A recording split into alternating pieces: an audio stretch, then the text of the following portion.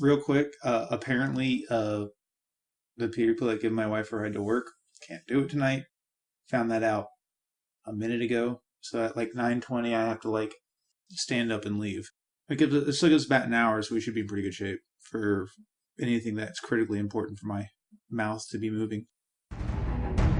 So salty. Attack left lane. Stay off that sauerkraut. No. Crit Hercules in the jungle. Attack the Gold Fury. Smick smackety smickety smack and she's dead. Group up. Salt everywhere. And not a drop to drink. Oh, you're fuzzy wuzzy. Let's not hurt them too bad. Let's make them scream! Mom! I need sandwich ASAP! Split push! Howdy, folks. Dirtnap's dad here. Welcome to another episode of Split Push. It's a Smite podcast from the console perspective. A little bit of PC sprinkled in there now. I actually downloaded it. I still haven't tried it. A little scared of that. But hey, along with me here today, some friends and family. I think I hear a wild guy over here. What's going on? What's up, everybody? Oh, there he is. And we got Dirtnap Dan. What's happening, everyone? There's Yuki. Yep, what's going on? And y'all know her. Y'all love her. It's Beagle Girl. What's up, everyone? I'm sick, so my voice will sound weird this episode. So like every episode, you sound weird. Right? Sound like a 10. Well, Beagle was itching to tell me about some games that she solo queued here at dinner tonight, and I told her, save it for the podcast. No, well, because at least I that's didn't... what I would have told her if she would have tried to. But she told me that's what I would have said, so that's what I would have said, I think. So, Beagle, now that I'm confusing myself with my own speech, why don't you tell us about some of your games of the week here? Alright, well, so, because I was so sick yesterday, I was like, alright, I gotta do something to entertain me. So I was like, alright, well, everyone's asleep, everyone else is either, like, not home or at work or whatever. I'm gonna solo queue. This is probably a very bad idea. Oh my god, it was the best decision I've made in my life. I solo queued Assault, and I got Baron Zombie. We had Sol, Jingchen, Nija, and a Chiron. So this and is we an were assault all... match, right? I said that, yeah. Alright, cool. But yeah, we were... Okay, so the only one that was a little bit bad was the Chiron, because he would just run in with no HP, but he didn't do that bad. And everyone else did good. We were all working together and talking, and we did win this game. I went 10-2 and 15 as Baron, and I healed. I literally focused on just trying to heal my team as much as I could, and, just stealing some kills here and there. But it was just so awesome because at the end of the game, I was getting a bunch of, you rock, woohoo, awesome. And I was just like, oh, thanks, guys. Feels good. She was like, you can hear her tail wagging in the background. Yeah, it was great. And, so another game, I solo queued today, because again, everyone was asleep, because, we're all, sick. I needed distraction. So I solo queued this one game, the only game I played today, and I was just like, I don't want to ruin this feeling. So first I started out, I had, who did I actually start out with? Oh, wait, I'm looking at the wrong team. Okay, I had Thoth, but then somebody traded me to have Terra, and I was like, alright, just because I don't really know how to play Thoth, and yeah. And then I got traded for Cerberus, and I was like, ooh, okay, I like this. And we had a Terra, a Discordia, a Hebo, and a Thoth. So, no hunters, but we had a lot of broken mages. oh, man. I ended up being second to top damage as Cerberus. I did not build any kind of damage, straight tank. Of course, our Terra did not take Heartward or Sovereignty, not even Pestilence, and they had an Afro on the other team and a Freya, and oh my god. So I took Heart Ward, then Specialist Blessing, Cooldown Boots, Sovereignty, Pestilence, and Breastplate. That was my full build. I went 4-2 and 23, and like, oh my god, me and this Terra just carried that game. Our mages like didn't even do crap, okay? Like, it was just all me and Terra. Like, I swear. Like, at the beginning of the game, I got a double kill, just right there. It's like, double kill. It's like, oh my god, what did I do? Did I build Attacker's Blessing by accident? This Assault is a tale of a girl and her dog.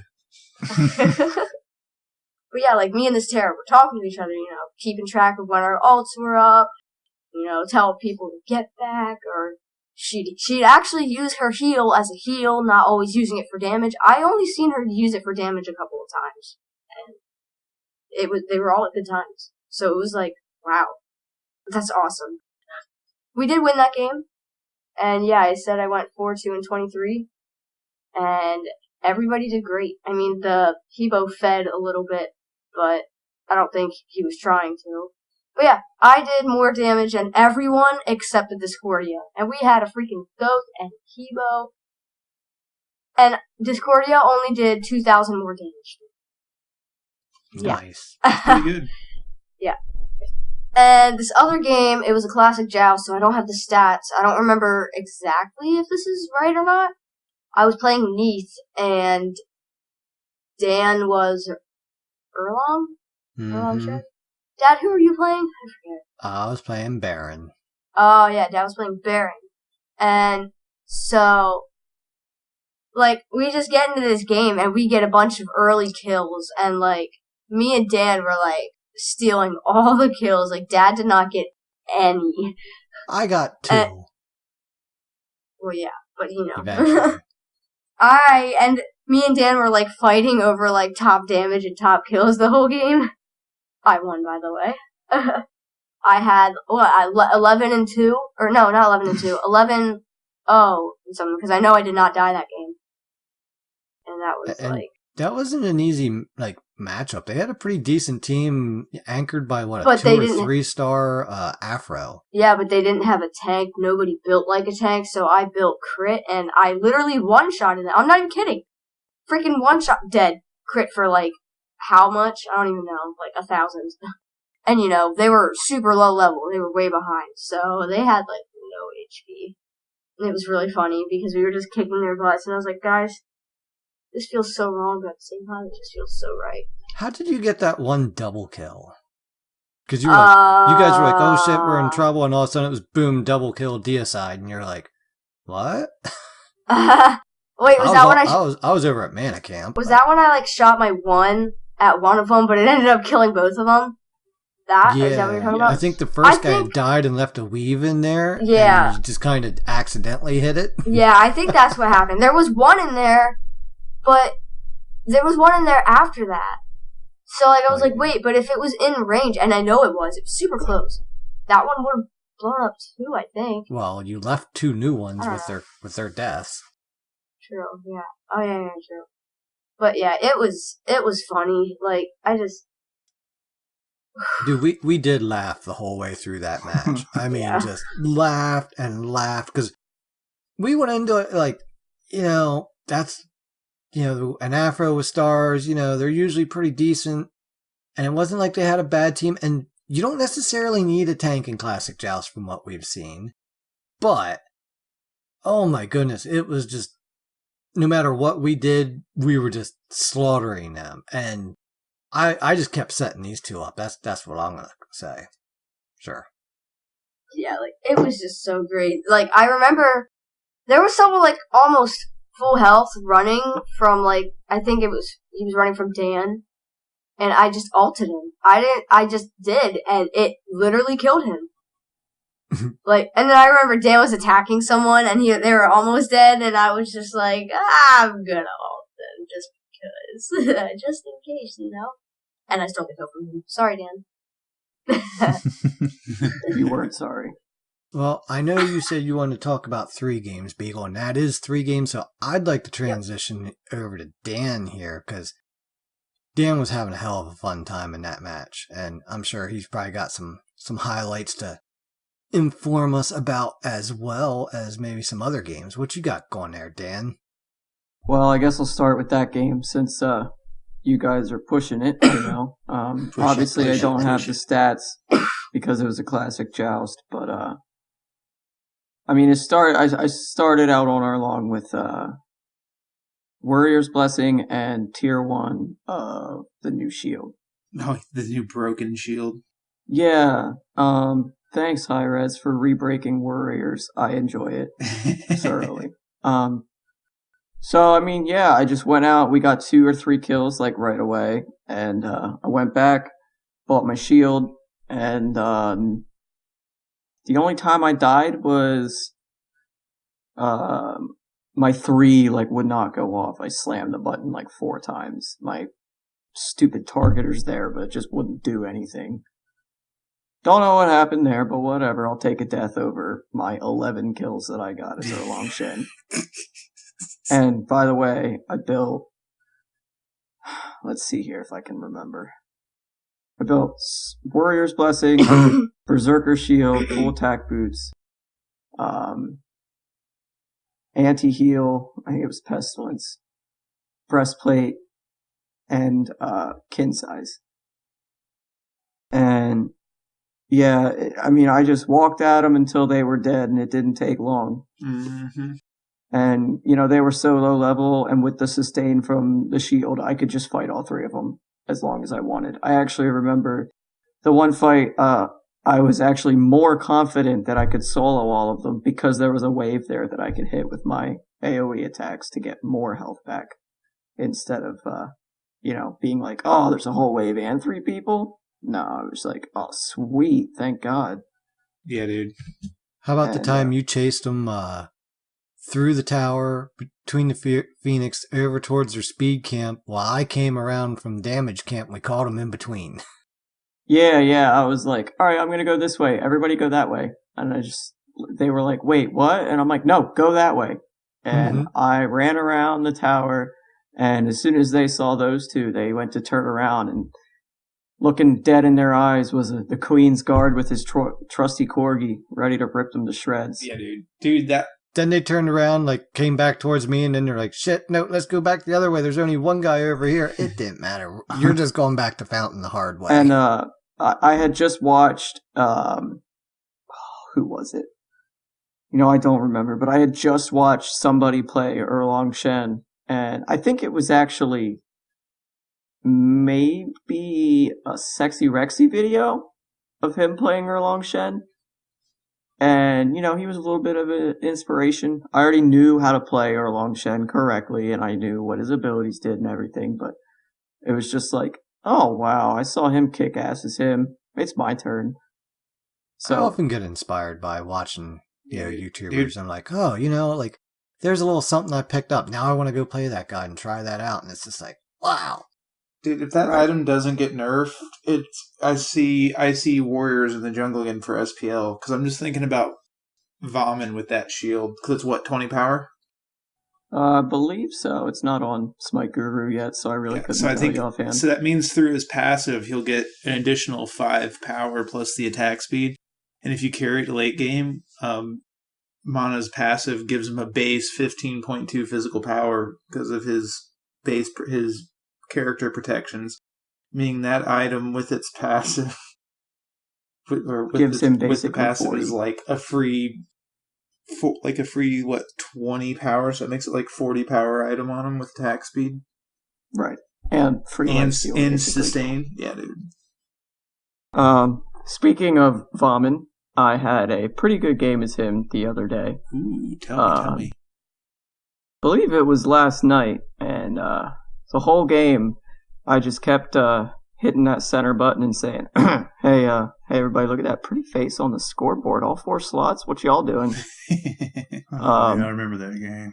Yeah, we lost that, but that was a hella fun game. Yeah, we lost that game, but I went 10, 6, and 8 as Vamon against Bologna, Arachne, Isis, Cerberus, and Ares. They definitely change their ults like every time, so as long as I ulted the first one, I was safe from the second one. Yeah, the CC was just unreal. Yeah, that was a sucky match. I remember that one. I mean, dude, I was just up there in their face doing whatever I wanted for the longest time. I built Sovereignty, Specialist, or Warrior's Blessing, Attacker Boots, Heartword, Mystical Mail, and Pestilence, and then I traded out my Blessing for Hasten Katana. And yeah, I can't tell you how many times I just ran at someone, smacked them to death with my ult from full health. Because they were dumb. They just kept hitting me, keeping me in my ult, and I was like, thank you. I also had Thorns. They killed themselves quite a few times on that. Let's see here. Oh, here's the game I want to talk about, the one that I kept thinking about. Crit Hercules in the Jungle. Oh, God. I started the game out 6-0 within the first 10 minutes because nobody expects a Hercules to crit for 400 within the first 5 minutes of the game. No one expects a Hercules in the jungle. Yeah, so basically, their jungler was Arachne, and she kept trying to steal farm from me because she knew I was so far ahead, which was the smart thing to do. Except, she always picked the side of the map that I happened to be farming at that moment. I'd walk into the buff, use my 2, bring the buff over to me, and most of the time her as well. Use the 1 to clear the buff and push her off, smack, and a smickety smack, and she's dead. That's where wards go. That's smack with a smickety smack. Important for her.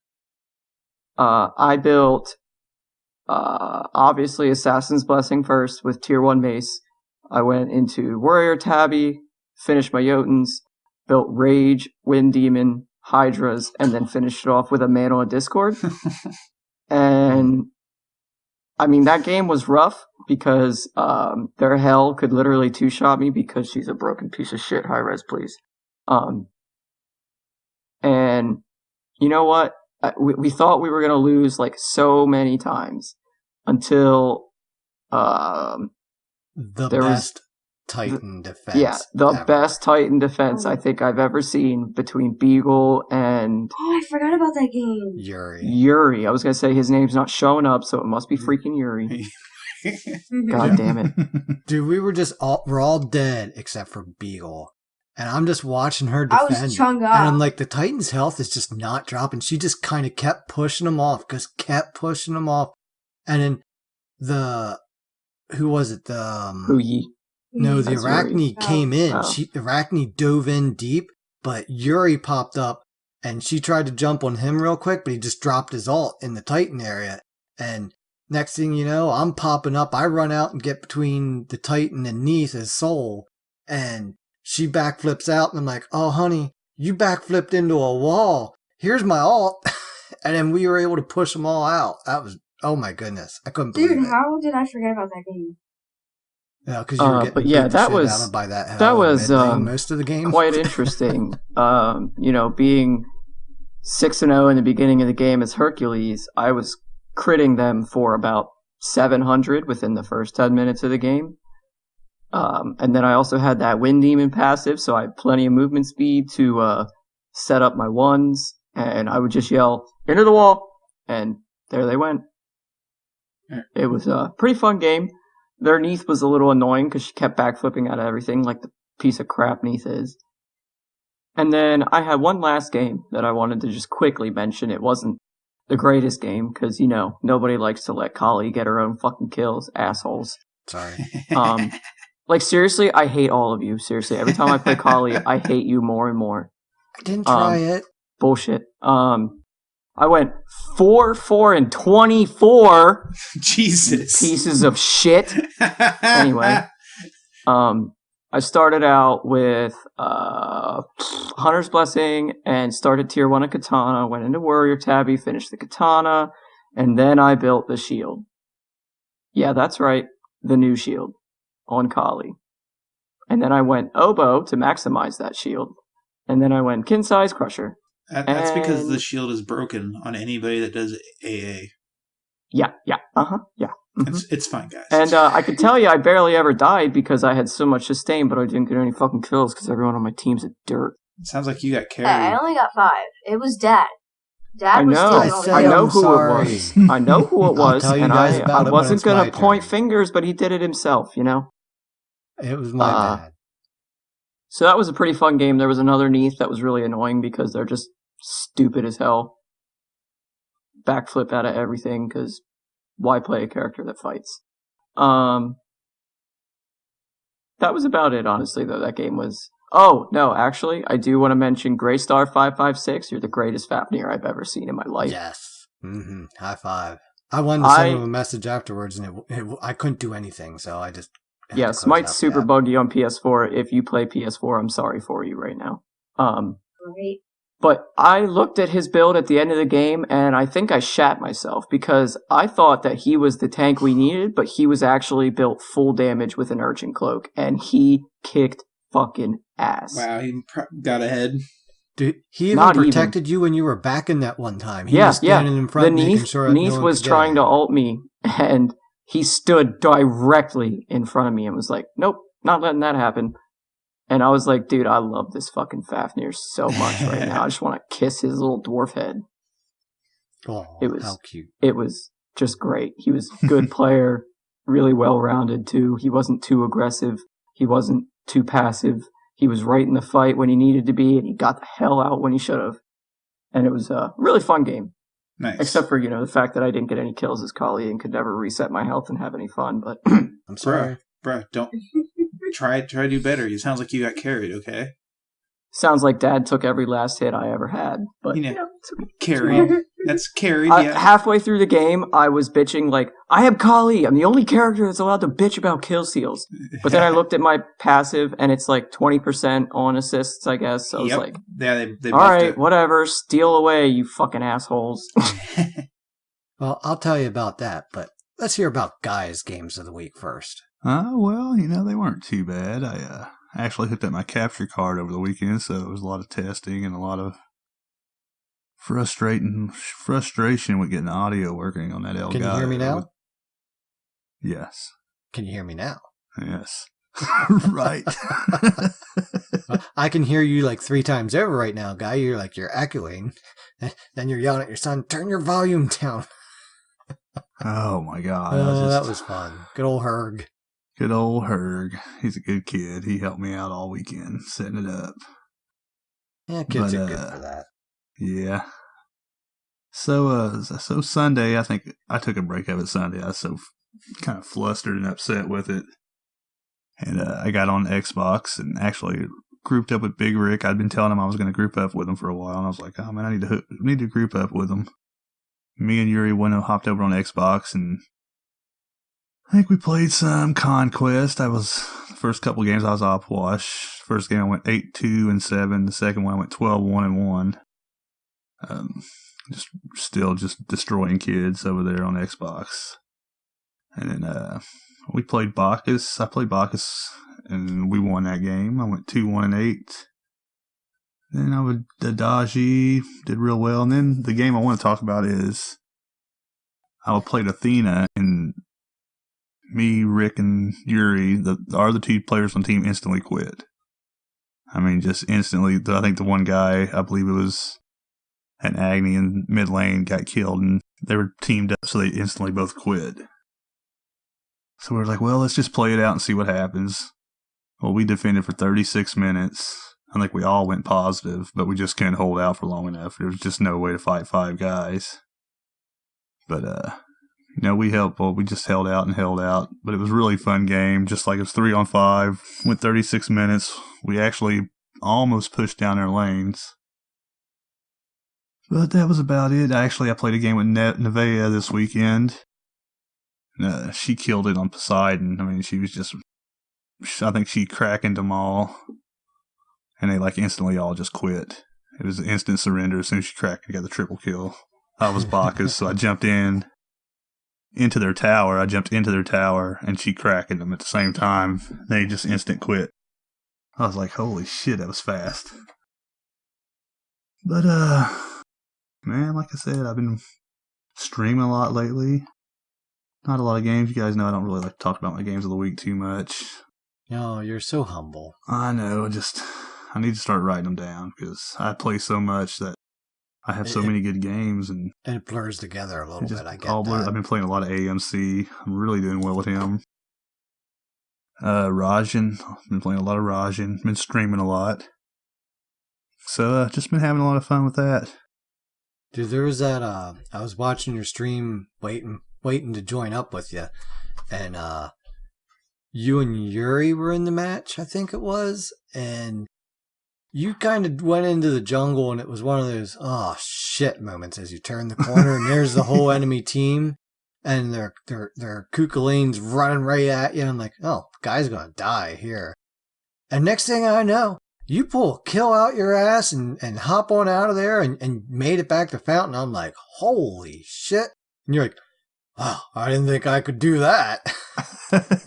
Yeah, he's so strong. Like, if you hit him with your 2 and then hit him with anything, and it's just like all their health's gone. Yeah. At least for me. Yeah, I really enjoy him a lot. So he's my new favorite mage. He'll still never be Opwash, but he's my new favorite mage for right now. That's about it. A lot of fun games, playing a lot with everybody. They need to do some of the commendation system because I'll never get accommodations because I just play with always full groups. Yeah, and they still haven't fixed the points. We're still only getting 1 point for everything. I thought they said they were increasing that. I thought they were too a couple patches ago, but I don't think it's still fixed. So yeah. But speaking of favorite gods, I dusted off one of mine recently. Since we've been getting back into a more of a conquest run than assault modes here, still sprinkling those assaults in, but I've been, my main role in conquest is Phil. It realistically is. I really I don't care where I land up, because my goal someday really is to play rank, and so I like to Phil, so that way I'm good at all the roles. I know what I need to do across the board. But I broke out my good old buddy, Kumbhakarna.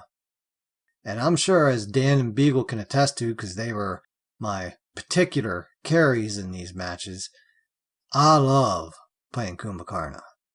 And there was one, Dan in particular, you were... Uller. Yes. And right early in the match, I'm like, Dan, you ready for this? Because I knew that I couldn't kill the guy with my abilities.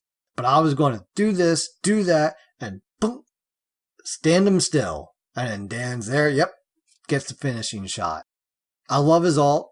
It is, to me, it's one of the more fun ones. Just throwing him way up in the air. It's great. I don't know which match it was, if it even was one of these 3 in particular, but recently I was playing Kumba, and I threw someone up in the air with the ult. It was whoever, they were all charging me. I threw the first person up in the air. The other guys kept charging me, and then I yawned. I'm like, hey guys, look up. And bam, they go flying in every different direction. I'm like, I like that trick. I always get a lot of kills with them, more than I probably should.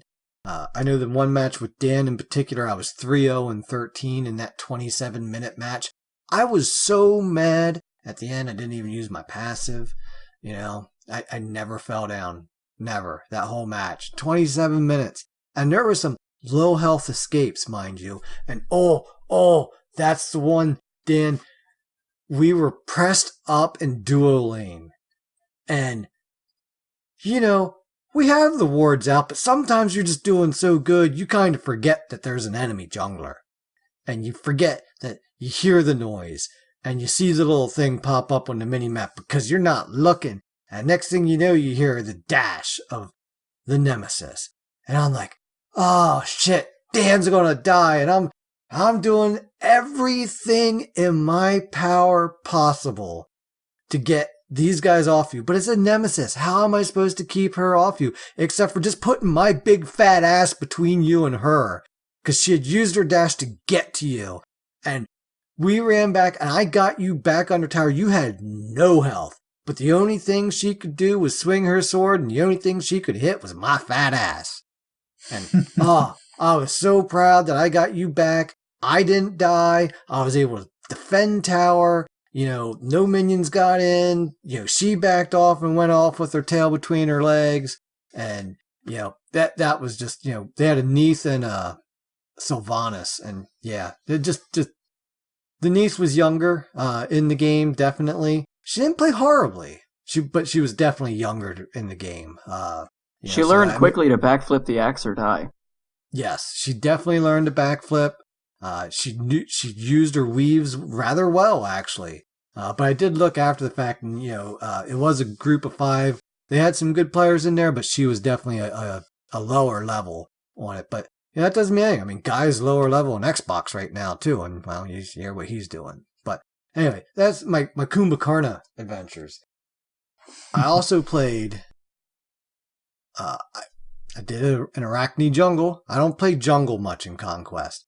But this one was fun because Beagle was, she was our mid as Ra up against a Zeus. And she was like, oh God, a Zeus? I mean, you kind of get that perception of, oh, I'm going to get my ass kicked because I'm going up against a Zeus sometimes or whatever. Insert God name here.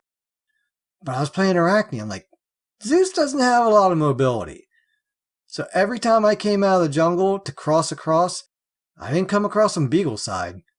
I waited until, yep, all right, he's up past the threshold. I come out on his side, come up behind him, and 3, 2, 1, you're dead. And the first time I did it, it was great because I threw my webs out. I rushed right up to him. I wrapped him up. And as soon as I wrapped him up, all I hear is a ha! And there's the Ra all bam, right across him. I finished him off with my 1 and, easy kill. A couple minutes later, I'm coming back across. I'm like, you know what? He's kind of under tower. Let me check their farm. Yep, let me steal some of their farm. Okay, now he's pressed up. All right, back out. Rinse and repeat. We did it again. And actually, Dan even did it once that match. Who were you playing? You were playing. I was Sun Wukong. Sun Wukong. You tigered him. I remember that because I was so proud of Beagle because I came out in Tiger from the right side jungle, and he was pretty far pressed up. So I was like a little worried that my Tiger might not hit because I started it so soon. Because I figured he'd turn around because he would have seen me, but no, he had no clue, and it was like we had a mental link because as soon as I stunned him, hurrah, dead. I was like, oh my God, this Beagle poor was man. getting her raw on, weren't you, Beagle girl? Oh my God, I don't know. Like ever since I got like the skin from the season ticket, I've been wanting to play Raw more because I do like that skin, and just because I don't know, I do. Who doesn't and, like oh my God, sniping he's people? so much fun. Dude, again, one of the best alts in the game. Just those snipes. We talked about with aggro a little bit. Yeah, I love that. But speaking of Sun Wukong, another game I want to talk about. So I've been playing a lot of Chalk in solo lane. And I'm like, you know what? I gotta have somebody else. I can't just play Chalk every time I'm in solo lane. I mean, it works well. Like 9 out of 10 times I do really well with Chalk over there. But I'm like, who else do I like? And then I remember still one of my favorite moments in Smite is when I played Sun Wukong. And I'm like, let's get my Sun Wukong back on. And I was up against a Nike. And she was playing me tough at first. But then I didn't realize it right away. Like, I didn't realize it because I didn't see it, but I started to feel it. I'm like, she don't hurt. She don't hurt at all. I'm like, you know what? If you ain't hurting me, I ain't dodging your abilities when the minion waves meet. And guess what? Every time she would try to use her ability, she was trying to hit me with it then. I'm like, you know what? Okay, I'll let you get the front creeps with it and get me off to the side. And then all my creeps are going to attack you because you got no offense. She built pure tank on this, like, yeah, honey, you want to build some tank off the beginning, but you need to, like, at least buy boots. She was buying boots like 5th item, like 6th item if you count the starter blessing. But, it was just like, I really, she was really hard to kill, per se, but knowing what I could do, I didn't care. I could just work her down, wear her down. And I won lane. But unfortunately, they had a really good Scylla on their team. as I believe Beagle will attest to, being our mid laner that game. Who was I playing? Chang'e. And Dan was playing Athena. I think Yuri was Pele and Guy was a Muzen Cobb. But yeah, the rest of the team wasn't doing so swell that match, mostly because of Vasilla. You know, their Chernobog did well too. Even their Ardio did well. And their Mercury actually was 7-2, so he did pretty well. So their team did well. But it was just one of those things where, like, all right, I'm winning lane. I got my tower. You got their tower down first. And then as soon as that happened, I'm like, oh, I just got rooted, crushed, and ulted by Asilla, and I'm dead. And it was, the team, like, the whole team showed up there to kill me. Now, thankfully, my team saw what was happening because we had wards up. And they came over and had a decent team fight. And we made a pushback because we realized we needed to focus on Scylla. But that's when the Chernobog and Mercury said, okay, well, since you're paying so much attention to her, we'll just go ahead and wrap this up. So we ended up not winning that game, but it was a really fun game. And, again, I won lane, but lost game in that. But they played well and they deserved it. Then there was my solo game. So we were kind of memeing it up. That's what Dan was doing his crit Hercules. And I'm like, I'm going to do solo soul. And I go over, I start things off right, playing against a Chalk. I'm like, oh, I love Chalk, I know how he works. I know what I can do. I should be able to get an early lead on him here. And at first, he's playing pretty well for early level. And then I'm like, why ain't I just doing the damage? Like, my basics are great, but my 2 just sucks. And then I look down, I'm like, God damn it, Yuki. I'm leveling up my 1 instead of my 2, so I'm like 2-1-1, like, son of a gun, like, I'm leveling the wrong thing. So Chalk was able to build well, play well, and he won lane, but I was able to kind of bounce back because I'm soul. So, your teleport's down and you just backed. I'm going to go take your tower. And matter of fact, while I'm at it, I'm going to do some damage to your second tower. And then I backed off, and I just started doing wherever I could go take a tower where they weren't. And I kind of just let the rest of the team start to defend. I'm like, I'm split pushing. That's all I did that game. Split push. And then Beagle starts the defense of Titan. Yuri comes out, continues it. I come out, like I said, and knocked their Neath away from the Titan. Got a great ult on her because she ulted back into the wall. I'm like, oh, perfect. You ain't getting away from this one, honey. And we were able to push out. We pushed out. I think we pushed out and took Fire Giant. And it was after we finished and decided them that Chalk somewhere in there disconnected. And we just we go now. And we just laid the pressure in. And we were able to fight straight back. The 4 of them still put up a hell of a fight. I will give them that. Hats off to y'all. The hell was very, very, very good. The Arachne dove very, very well to the back line. They all put, and the Kepri was great. Had some great ults in there too.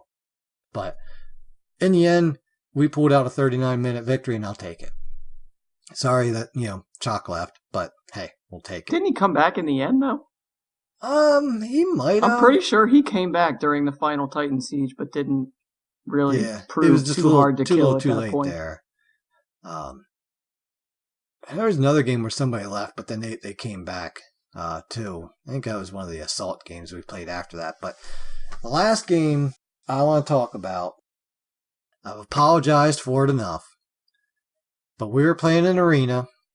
Dan wanted to be a little saucy and build that shield on what's her name there? Kali, yeah, that's it. I want to say Agni. I'm like, it's not Agni. It's 4 letters, but what is it? But I decided I wanted to play Crit Dusa. And I did. They weren't really building a lot of defenses. So I'm like, okay, I'm just going to keep building Crit.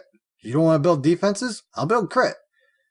And there were so many times where I'm like, shit, and I just turn and shoot because I'm dying.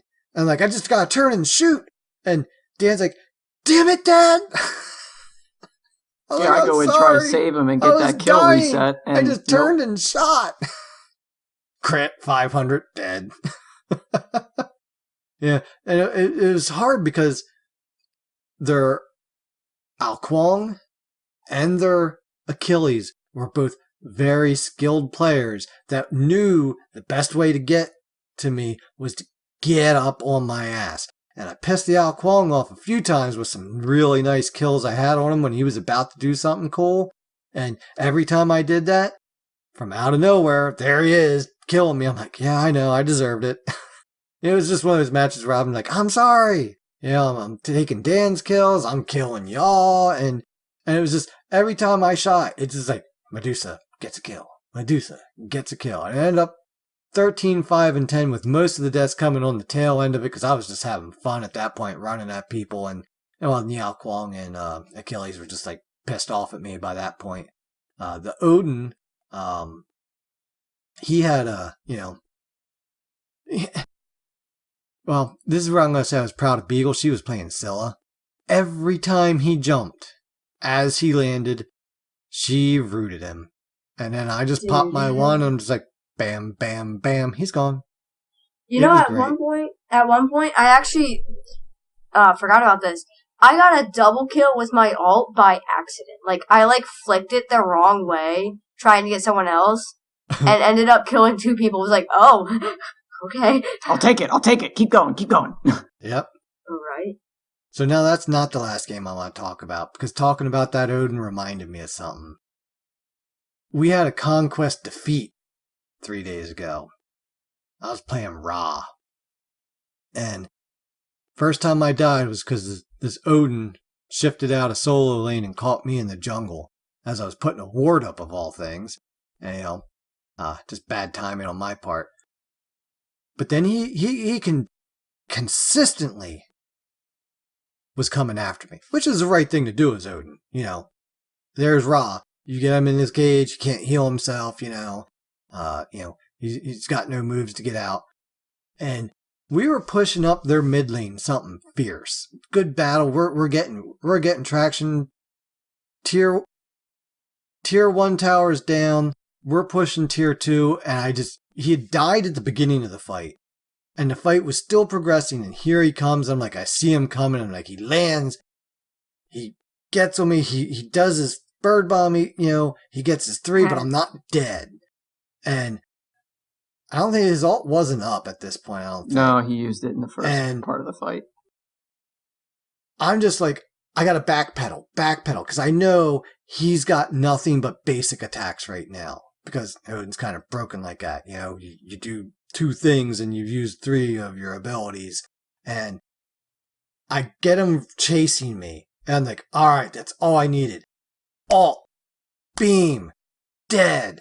I had no health, but I survived and he was dead. It was just like one of those cackling maniacal moments like, yes, revenge is mine. So, anyway, those are my games of the week. I had a lot of fun recently. Actually, there's so many more games I could talk about as I was sitting here looking. I'm like, oh, what about that game? Oh, what about that game? But I think we talked enough on games of the week. All right, so moving on here to this week's topic. So we talked about this game. A few of us talked about it. A game that we had, and Dan started things off with this game. This was the one where he was playing Hercules Jungle, and I was playing Soul Solo. And Yuri on Huyi, Guy on Athena, and Beagle on Chang'e. And while we had some success in the beginning of the game, we had some failures in the beginning of the game. Mid-game did not go well at all for a time period. And instead of getting salty, we just, kind of buckled down. Like, what can we do? And then when we had that Titan defense, it was like the rallying cry. Now, granted, we rallied back, and then the Chalk left, and we finished the match before he came back, and we took advantage of him being gone. But still, it was to the point where we kept cool heads and we managed to make a comeback and get a win. So today we kind of want to talk a little bit about why keeping a cool head, not allowing that salt to sprinkle out there, can help you win more games. And the funny thing was, we've been kind of going through this here a little bit all week long, with a couple games and talking about salt and stuff like that. And we were discussing different topics for tonight. And then on the Discord today, Big Rick 20, one of our Xbox split pushers, Big Rick, comes along with this might be a long rant, and I apologize in advance. So I'm going to sum it up a little bit. But basically, Smite lobby hits, 3 people called jungle. All right, you all know how that goes, right? 3 people called jungle. Well, one of them switched off, decided to play cuckoo mid, but you still had 2 junglers, and he was playing Chernabog, and then was with a Terra in duo lane. Well, one of the junglers went over and did solo lane, and everybody kind of sorted out. But right off the bat, it is not going well for solo, mid, and jungle, and the VGS spam begins. Meanwhile, him and Terra, they're getting a few early kills and kind of settling their lane down and doing well into it. But 10 minutes hit. Bam, there's a surrender vote. But him and Terra are like, no, man, we got this. Right? The Scylla on the enemy teams, he's like 9-2. We all know about going up against good Scyllas, as I talked about in my games of the week. But they realized they needed to start helping their team. So he started ulting in on Scylla when she was overextended. Terra picked up on it, started focusing on Scylla. And next thing you know, instead of VGS spam of, you rock, cancel that and griping and bitching at each other, it turned into enemy messing left, enemy in the right jungle, making calls. Next thing you know, you're taking down a couple towers, couple phoenixes, there goes the Scylla, she's dead, and boom, they kill the Titan. And it was one of those games where he said, all the ebbs and flows in Smite, captured in one game, the early game struggles, the BMing teammates, the VGS spam. Yet somehow, they overcome all of this, come together and play like a team, work together, make some sick plays, and end up storming back to win the game. Doesn't happen often much, because too often, that early struggle just deteriorates everything. It's very contagious, right? It very, very much is so. But just as that's contagious, so is a, hey, let's work together attitude. You start making some plays. You start making some calls. You start working as a team. Even if your team's not, they see you start to do that. And all of a sudden it's like, I don't want to be the asshole that's not working as a team. Because then it's going to be my fault. Nobody wants it to be their fault. So people start working with you. So again, it can be contagious either way. So that's why it's really important to stick around and have a cool head about things. So that's kind of what we're talking about today. I know Yuki said he had a couple points he'd like to make on this. So I'm going to throw it over to the Yukester here. Since he can't play Smite right now. Yeah. Yeah, we've been missing them. We've definitely been missing them. As I done this week, I'm just going to throw this in here real quick. Been working till like 6 or 8. Saturday, slept my ass off. Sunday, helped my aunt get some stuff in an electric fence set up for her dogs. Cut my thumb open 6 stitches. It's been exciting. So I wanted to start this off with, I'm going to make, because as we all well know, anyone who's played with me knows I yell at screen a lot. That's different than being really salty when I'm just yelling in frustration. Totally different. Being salty, especially in general, but with this in particular, really means like you're genuinely being negative. You're taking it out on your team. You're going, I ain't gonna fucking deal with this. Fuck that solo lane. Even though that solo lane may have, a kill for you as the jungler just sitting there waiting, and you're like, nah, fuck him. And intentionally negatively impacting your game. And as far as, the other side of this is also staying calm, even if you're frustrated, being patient, staying calm, trying to, even if you're frustrated, work with your team and rebuild that foundation of working together and kind of getting the positive vibes rolling through the game. And there's a lot of psychology to back this up. If you're really frustrated, you tend to react slower. It lowers your reaction time when you're upset. Your decision-making process is obviously clouded. That's why angry people do dumb shit. And a very interesting one as far as Smite's concerned is you tunnel vision. So you're mad. So you're focusing very specifically on one thing. And all of these things can be a big impact, or it can be a lot of all these things, small amounts that throw the game for you and your team. And I mean, and we all get mad at games. We all get mad at the game. We all get mad at the people from time to time, genuinely mad. And, that's when you set the controller down and just chill out for a while. But keeping calm and makes a big difference. Like they were talking about with their Titan defense.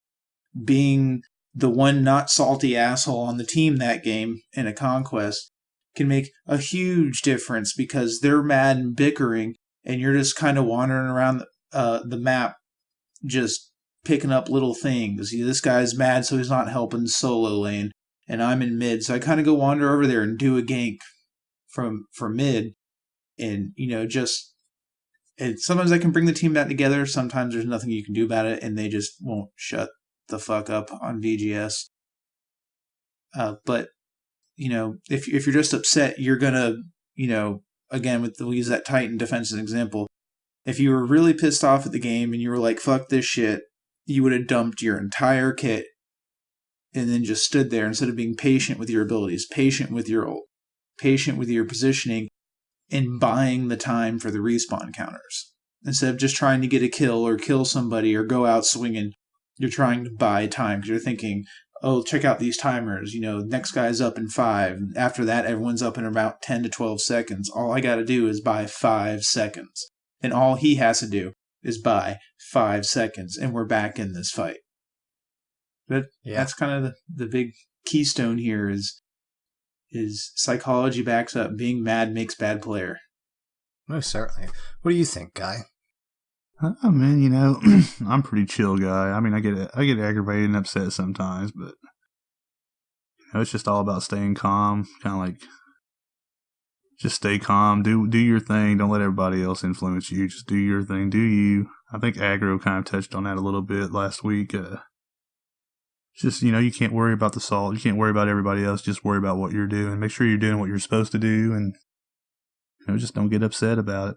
Stay off that sauerkraut. Yeah, that's what we like to call it here. Stay off the sauerkraut. Guy and I were just chatting one day, like, it gets frustrating sometimes, and I don't like when I start to bitch because as soon as you do, it can just bleed out into everybody else. And the next thing you know, like I said, it can be very contagious. And I'm like, we need to come up with a code word. I'm like, well, we already used spaghetti, which means stand still. So I'm like, we need to come up with something else. I'm like, how about sauerkraut? It's a funny word, right? Right, Beagle? According to Drunk You, yes. According to Drunk You. Drunk Dirt Nap's dad thinks sauerkraut's a real funny word. Man, we've been there. Like, I can distinctly remember some games where we were 5-man in an assault, and we were all just like, fuck this shit. I'm done. Dan, fuck you. Dad, fuck you. Beagle, shut the fuck up. Fuck me. Fuck everything. I know we've had some games where everyone's like, yeah, we should go, take a $5. Can I just say this real quick, though? The story behind sauerkraut, one night when Dad was actually, they had people over, they were drinking, he just walks up to me like, yeah, that was a funny word, and I was, sitting there all concerned, what? He just goes, sauerkraut, and just starts cracking up, and I'm just walking away okay, have a nice day, bye. Well, let's do something a little fun with it. If the first person to message me sauerkraut when this comes out, I'll give you an Anubis Stargazer skin. Ooh. God, don't matter how you message me, Twitter, Discord, whatever. First person to message me sauerkraut, I'll give you a skin. I'm interested to see I who would gets do it, that. but I already have it. What do you think, Dan? What's your thoughts on this process? Well, I'm the asshole that always gets angry, so I can attest. Just I'm like, listen to him, sauerkraut, Dan. guys. He's like, fuck sauerkraut. Seriously, local I do get warden really line. angry, and it's a problem that I have in my real life as well as my gaming life. I definitely get too aggravated too quickly, and it causes me to be stupid, and it causes me to make mistakes, and it causes me to play like a Jonathan, and then I stop playing for the night. Todd. Whatever. Jonathan. Fuck sauerkraut. Tonathan. Fuck Todd. Like a Tonathan. But Fucking, I'm out. This podcast is over. It really does affect everybody, and you don't realize it when you're mad, but once you're not mad, you're like, why the fuck was I so goddamn stupid? Yep. Like, Yeah. what was even going through my stupid ass brain? I try not to get frustrated that much, but sometimes, especially when playing Conquest, I do. Because I don't know why, but I always seem to find myself, like, I always have, like, the least amount of gold. I'm always so far behind with that, and it just annoys me. Sometimes it actually really frustrates me, but I'm working on it, guys. Yeah, like I said, if you do everything, make sure you do your own stuff, man. A lot of the way to avoid that is just make sure you do your own thing. Make sure there's wards out to keep from getting ganked. I mean, if you're doing your own thing, usually you can keep from getting too salty. But if you're doing your own thing, usually you won't get salty. Yeah, you touched on a really good point there. That it really helps to avoid salt and getting frustrated, and you can protect yourself just by putting wards out. I'm one of our bigger solo lane guys, and I often run out with 2 wards on me at the beginning of the game now, because I know those assassins rotate over to that blue camp right away. Yep. And I even do it on duo lane too, because I know, that assassin's coming around the first time, making sure all those buffs are cleared, right? And, the other reason I do it is because I don't like to fight past a ward.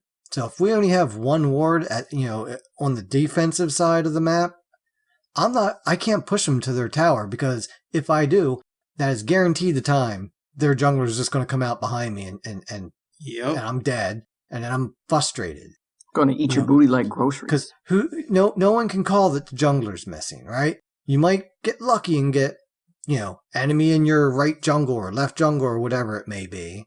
R triangle square super X ultra.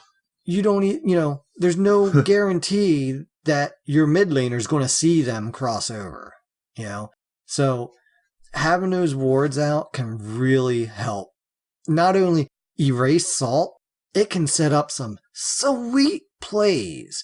For example, the other week, I was playing some Chalk solo lane, and I was up against a Fenrir solo lane, and they had a Mercury jungle. And I'm over there, I'm fighting, and I see the Mercury start sneaking around the jungle, and I'm like, hey, Yuri, where are you at? I'm about to be double teamed here. And he's like, I'm just coming out from my speed buff. I'm like, well, make your way over here to Solo Tower. And he's like, I'll see what I can do. And this Mercury comes out, the Fenrir comes in. Actually, no, I'm sorry, let me back up. Fenrir went to go into his blue at this point. And I'm just like, no, you're not getting your blue. And I started chasing after him because I knew that the Mercury hadn't gotten it. Just the way the wards were working, I knew what he was doing. So I go in, they try to come out. I'm like, no, I was ready for this. And the cackling begins. Because when I'm having fun and just really just manipulating people, I start to cackle. And I'm cackling. I'm like, I don't even care at this point if Yuri even shows up.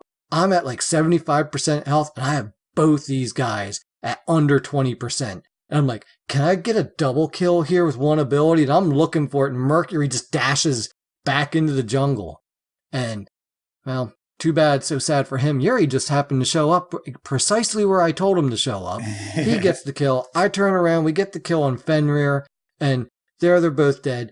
All because I had ward set up. So I went from being in a moment where I could have easily have fallen into a trap and gotten killed in their jungle by the 2 of them, to being prepared, knowing what abilities I could use. My abilities were ready to go, and voila, I went from a potential very salty situation to I was cackling maniacally with laughter.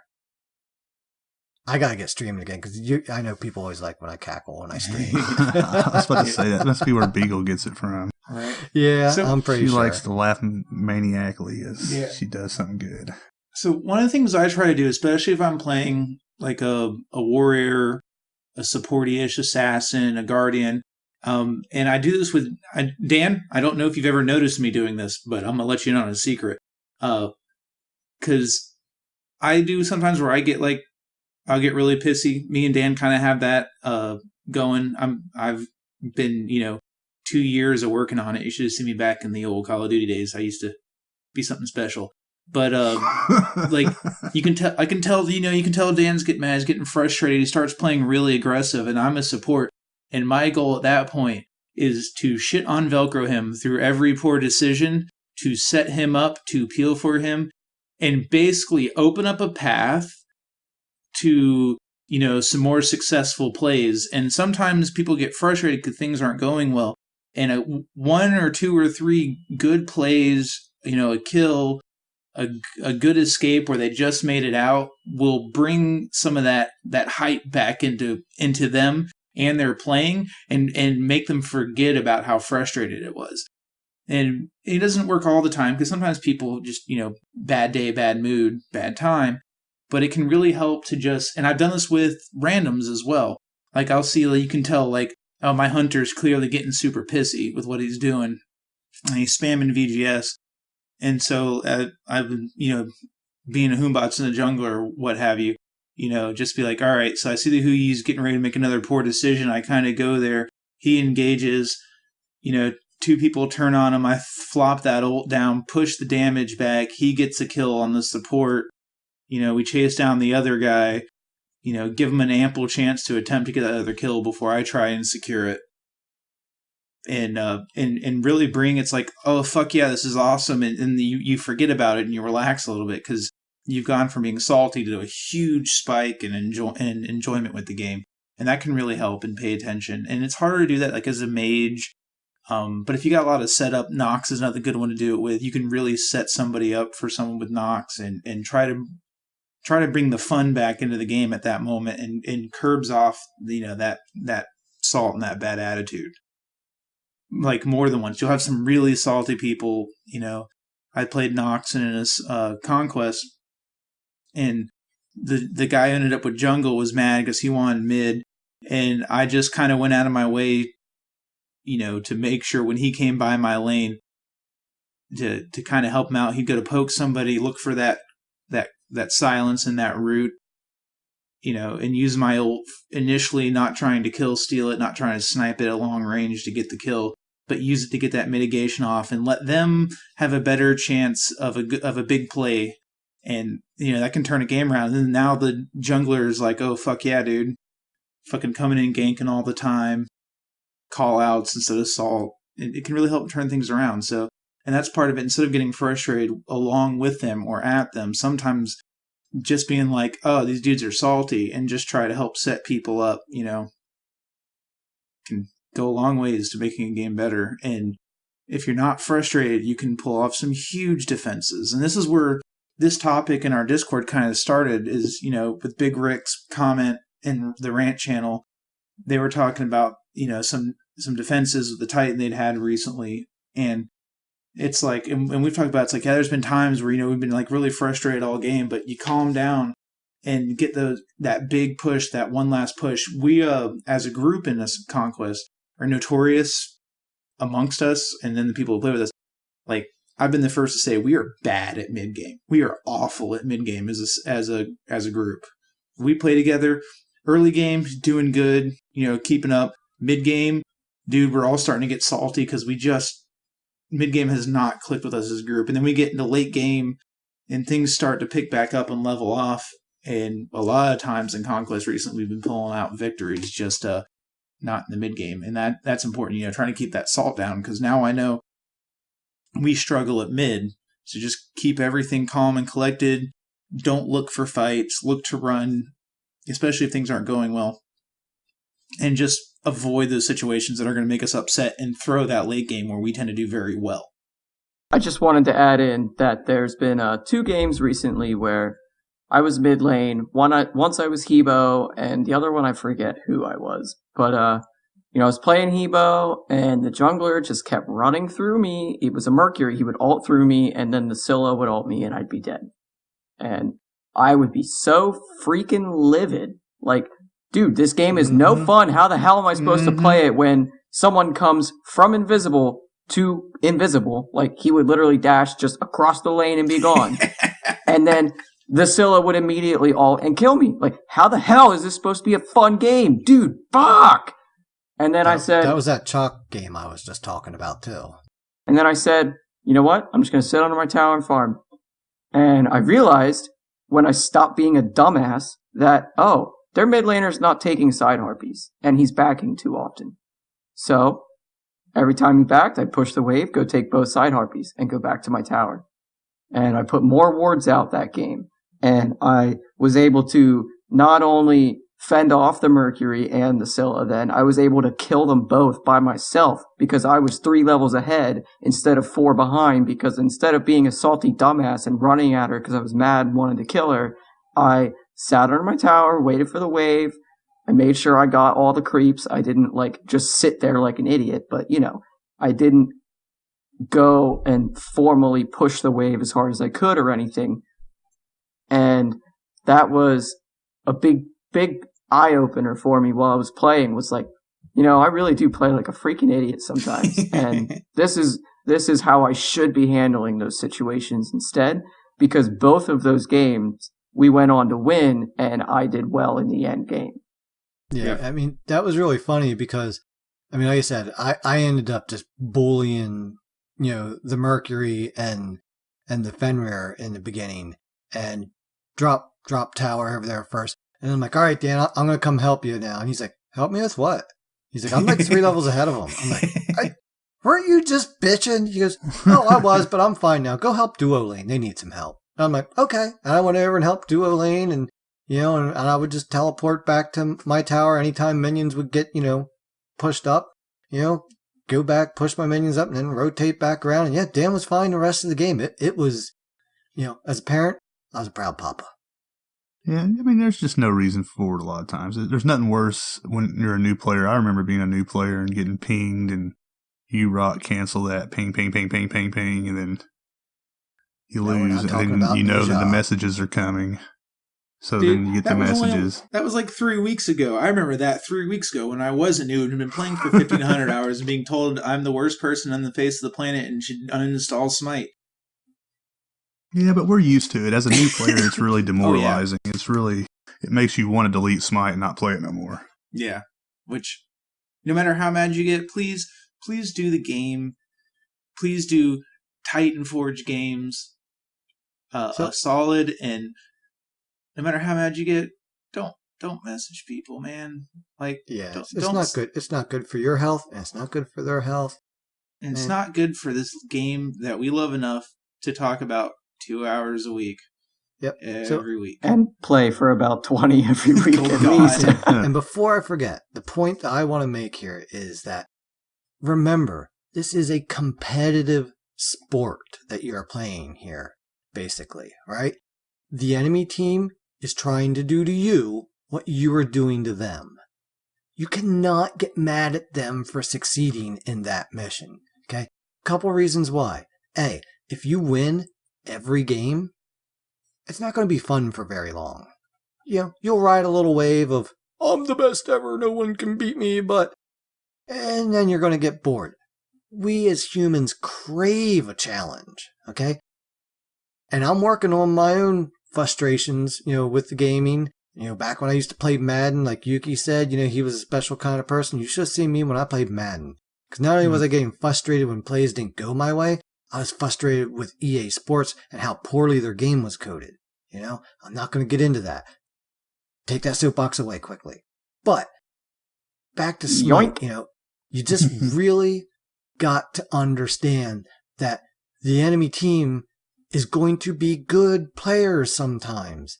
And instead of getting mad at them, do what Dan did. Pull yourself back. Recollect yourself. Focus. I see they're making a mistake. Now I know how to capitalize on it. Now And you I'm know 3 what? levels ahead. Just real Yeah. quick, even if they aren't making mistakes and they still beat your ass even after you rinse and repeat, how about this? How about you just be fucking happy that they're doing well? Because Yeah. wouldn't you be happy if you were doing that well? Exactly. Thank you for proving one of my points that I was going to get to here with that. But basically, the other point that I want to make with it is there are times where I'm up against someone. I talked about that Soul game earlier, and I was up against a Chalk.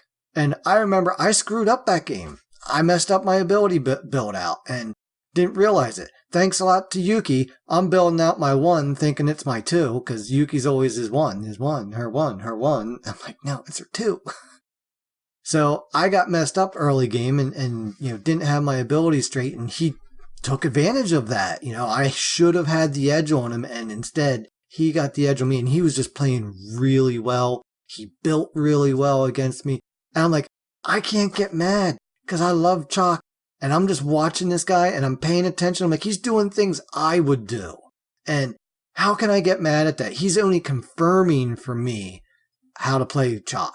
And not only that, I picked up on some other things that he did. I'm like, oh, that's a really good idea. Next time I play Chalk, I might be trying some of those things. So you want to get better at the game? When someone's beating your ass with somebody, pay attention to what they're doing. Instead of getting mad at them, like, dude, this guy's good. What is he doing? What is he building? How can I mimic that? How can I incorporate that into my own game and make myself better? That's all I got. Moving on to this week's Session of Progression. I should make a music thing for that or something, shouldn't I? We should make an intro for it one of these We're going days. to talk about Cabrakan. Fat Loki. Yeah, there we go. So, before we get into his abilities that Guy will read off for us, I'm going to throw it over to Yuki. Let him do the lore. The lore. There we go. Yes, the lore. The Mayan Pantheon, when it comes to Smite, is super awesome because they do very good research. There's not a whole heck of a lot out there for a lot of them. And it's not a pantheon of mythology that I've spent much time reading or heard much about. And this kind of leads into what we're going to talk about with Cabrakan, because he's god of earthquakes and mountains, which everyone pretty much knows because the Mayan god of mountains, for one of the skins. But he's the son of the gods Voku, Kashi, Cereal. That's a really long name. Yeah. and Shimalat. And he's a significant role in some of the early stories of the text and the stories of compiled mythology they're talking about here is the Popol Vuh. But he was defeated by the hero twins, which is Xibalanque and his brother, which should also be in the game because he looks pretty sweet. And after that, there's not a whole lot known. It was said that he was defeated and killed by being fed some poisoned chicken. So, Pollo Tropical, toxic special. And beyond that, this isn't KFC. Yeah. Beyond that, there's not inconceivable. There's not a lot on him. But there was such a decimation of that culture during the Spanish conquest, along the fact that a lot of the early writing is just gone or not written down for this kind of stuff. A lot of the stories for the Mayans, Incans, and Aztecs was storytelling, word of mouth, so they didn't write a lot down about this kind of stuff. And the stuff that was, kind of like Cheech and Chong went up in smoke when the Spanish arrived. However, I want Ixtab, that's like Xibalanque all over again. Just researching Cabrakan a little bit, trying to find out what I could find on him. The Mayan goddess of suicide by hanging, that needs to be a thing. Just saying, that would be freaking epic. I think you do some really fun, like Deus de Morta stuff with the character model. I could just imagine where it's an execute where you hang somebody, you pull them up with a rope, and then I can imagine a lot of online community is getting mad because we're portraying hanging somebody. But hey. Mm-hmm. It's good punishment for treason. That's about it for Cabrakan. I mean, again, the lore is pretty light for this guy. Maybe we'll get lucky and we'll find out more in the near future. Maybe someone will dig something up. Yeah, that very well could be. There's a lot of undiscovered stuff out in those jungles. But moving on to his abilities here, Guy, what do we got? All right, we got his passive is Shadow Zone. Bye, guys. It's Cabrakan and nearby allies take 5% reduced damage. I like this ability a lot. Or like this passive a lot. Yeah, you definitely don't have to think about it much, do you? And then his first ability, Seismic Crush. Cabrakan becomes enraged, increasing his movement speed. While active, Cabrakan gains 70% increased attack speed, and his next successful basic attack will stun and do bonus damage. Additionally, Cabrakan is immune to slows and roots while this ability is active and does not suffer basic attack penalty. The damage on this is 100 to 280 plus 50% of your magical power. His movement speed increases 15 to 35%. His second ability, Refraction Shield. It's a passive. As the passive part of it, Cabrakan's shield takes damage, they store energy, and gain protection stacks. When he activates it, Cabrakan slams his shields together, creating a concussive blast and damaging enemies in front of him. If his shields have max stacks, then the enemy gods hit are stunned, and the stacks are removed. It says the damage from this is 100 to 320 plus 50% of your magical power. And protections are 2 to 6 with a max of 5 stacks. And the stun duration is 1.1 to 1.5 seconds. And his third ability, Tremors. Cabrakan repeatedly slams the ground with his shields, creating an earthquake and causing enemies around him to tremble. Enemies caught in the earthquake are damaged and are slowly sucked in towards Cabrakan.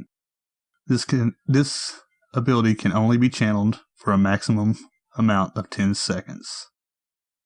Damage is 22 to 62% plus 35%. No, I'm sorry, 22 to 62 with 35% of your magical power. Every 0.5 seconds. Just throwing that out there. We'll talk more. And then we got his ultimate, Tectonic Shift. Cabrakan stomps the ground, creating a wall of earth and a fixture that travels out in front of him and damages any enemy caught in his path.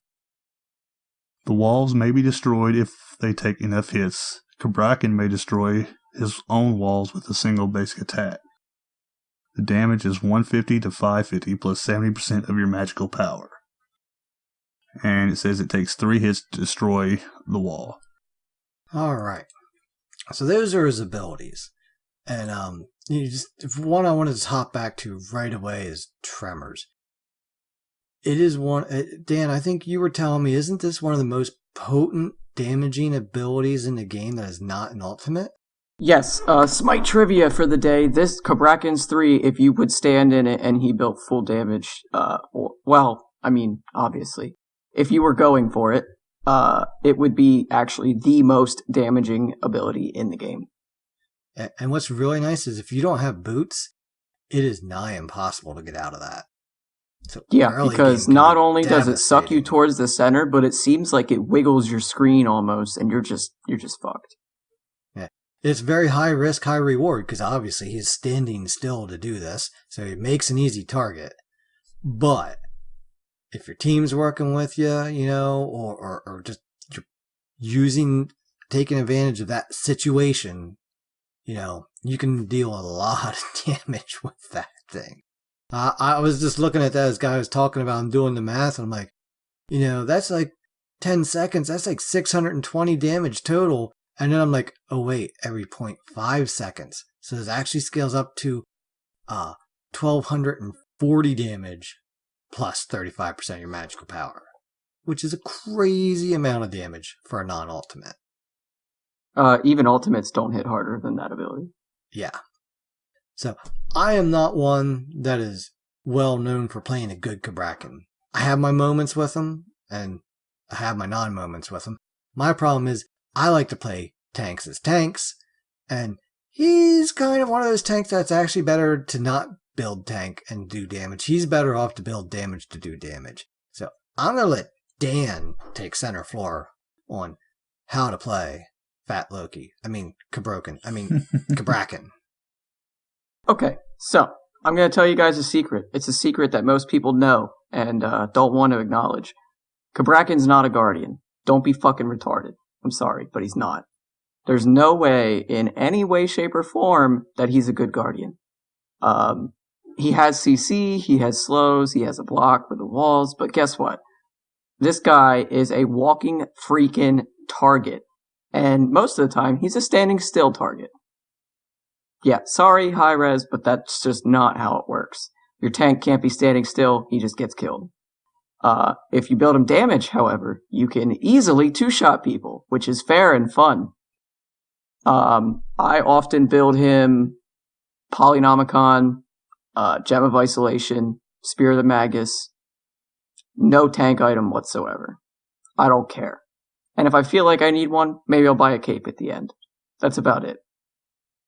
I just don't feel like his kit works for being a tank. I think his kit works for being an assassin, and there's a reason they put a Fat Loki skin out. High Res knows it. That was one of the best skins ever.